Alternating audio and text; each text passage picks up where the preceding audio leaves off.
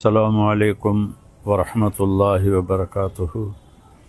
بسم اللہ الرحمن الرحیم، والصلاة والسلام علی رسولہ الکریم وعلی آلہ واصحابہ اجمعین، اما بعد فاعوذ باللہ من الشیطان الرجیم، بسم اللہ الرحمن الرحیم۔ ان ینصرکم اللہ فلا غالب لکم،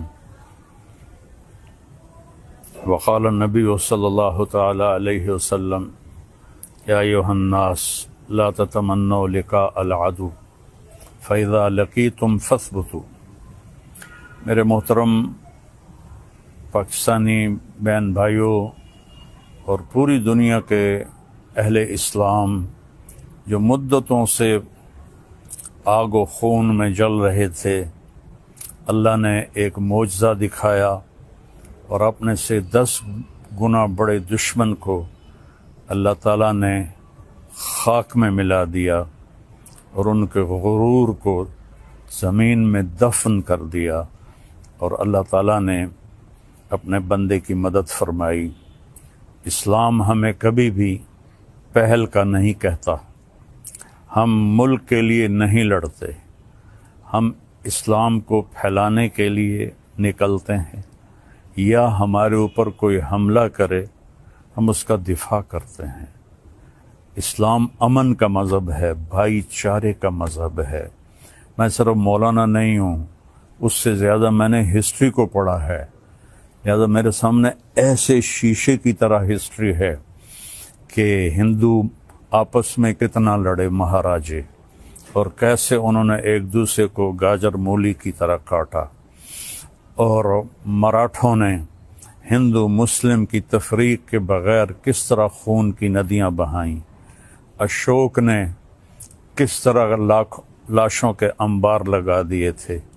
اور میں اپنے نبی پہ قربان جاؤں، جب انہوں نے مکہ فتح کیا 18 برس کی دشمنی تھی کہ ہم نے محمد بن عبداللہ کو قتل کرنا ہے۔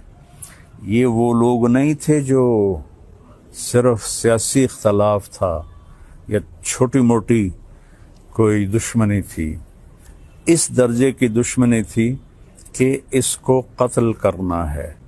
جب میرے نبی فاتحانہ مکہ میں داخل ہوئے تو آپ ایسے نہیں بیٹھے تھے اونٹنی پر، آپ اس طرح سر جھکا کے بیٹھے تھے۔ آپ کے پیچھے حضرت اسامہ بن زید بیٹھے تھے، آپ کی لیفٹ سائڈ پر حضرت ابو بکر رضی اللہ تعالی عنہ کی اونٹنی تھی، اور آپ کے لیفٹ پر حضرت اسید بن حضیر رضی اللہ تعالیٰ عنہ تھے، اور حضرت عمر رضی اللہ عنہ صفوں کو سیدھا کرتے ہوئے چل رہے تھے۔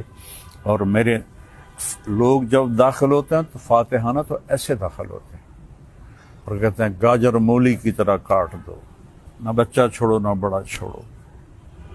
میرے نبی ایسے داخل ہوئے تھے، کجاوا جو ہوتا ہے نا اس کے اوپر آپ کی ٹھوڑی لگی ہوئی تھی، اور آپ کہہ رہے تھے لا الہ الا اللہ وحدہ، وہی ہے ایک اکیلا اللہ جس کا کوئی شریک نہیں، نصر عبدہ، اس نے اپنے بندے کی مدد کی، انجز وعدہ، اس نے اپنے وعدے کو پورا کیا، وہزم الاحزاب وحدہ، اور اس نے لشکروں کو شکست دی۔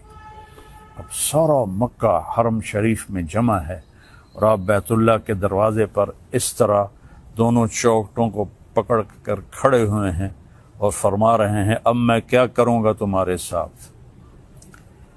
خود قرآن کہتا ہے ان الملوک اذا دخلوا قریۃ افسدوها وجعلوا اعزۃ اہلها اذلۃ وکذلک یفعلون۔ بادشاہ جب ملک فتح کرتے ہیں عزت داروں کو ذلیل کر دیتے ہیں اور تباہ و برباد کر دیتے ہیں، لاشوں کے ڈھیر لگا دیتے ہیں۔ تو آج سارا مکہ انتظار کر رہا تھا کہ اب محمد کی تلوار چلے گی صلی اللہ علیہ وسلم۔ آپ نے فرمایا میں کیا کرنے والا ہوں تمہارے ساتھ؟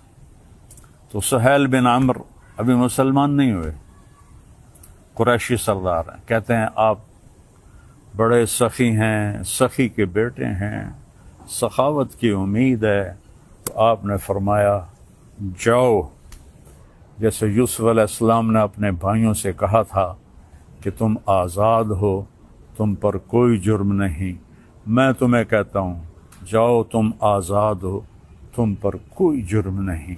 سارا مکہ مسلمان ہو گیا آپ کی اس فیاضی پر، چونکہ یہ تاریخ میں ایسا کبھی ہوتا نہیں ہے۔ پھر آگے میں 2-3 واقعات سناؤں گا جس سے اسلام کا مزاج آپ کے سامنے آئے گا۔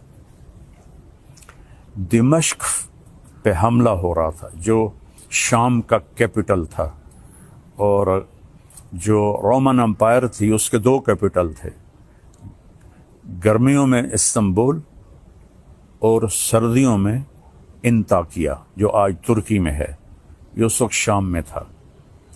تو 2 طرف سے حملہ صحابہ نے کیا، ایک طرف سے خالد بن ولید، دوسری طرف سے ابو عبیدہ بن جراح رضی اللہ تعالیٰ عنہ۔ خالد بن ولید فتح کرتے کرتے کرتے ایک بہت بڑا گرجا تھا، اس کے آدھے تک پہنچ گئے تھے کہ ادھر سے ابو عبیدہ ایک دم آئے اور کہا تم تلوار چلا رہے ہو، میں نے تو ان کی صلح کی اپیل منظور کر رہی ہے۔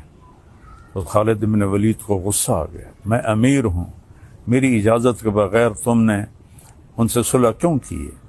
کہا بس میں نے کر دی ہے، تمہیں نبھانا ہے۔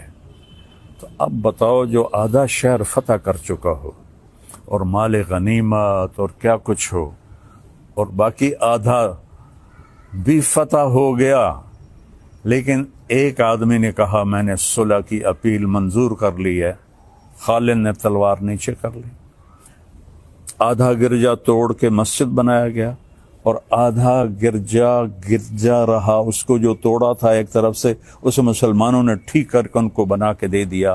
پھر ولید ابن عبد الملک کے زمانے میں کوئی 60-70 سال بعد اس نے عیسائیوں سے وہ گرجا خریدا منہ مانگے بول پر، اور وہ مسجد بنائی جو آج دمشق میں ہے۔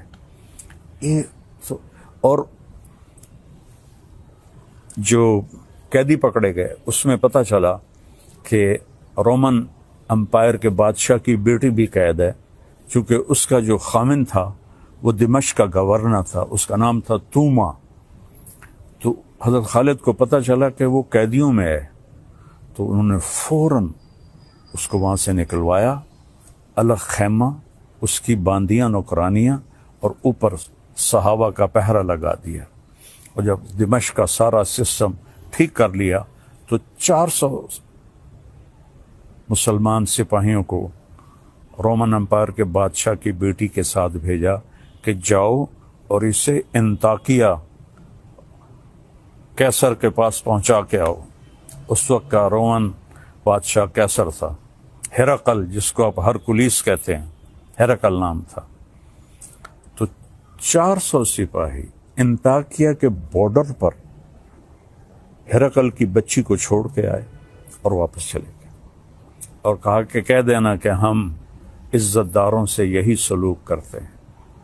تو جب ہرقل نے دیکھا حیران پریشان، تو اس نے پوچھا، بیٹی نے سارا بتایا، تو وہ رونے لگا کہ جس قوم کے یہ اخلاق ہوں تو یاد رکھنا ایک دن انطاکیہ بھی ان کے قدموں میں ہوگا۔ یہ اس کے الفاظ تھے۔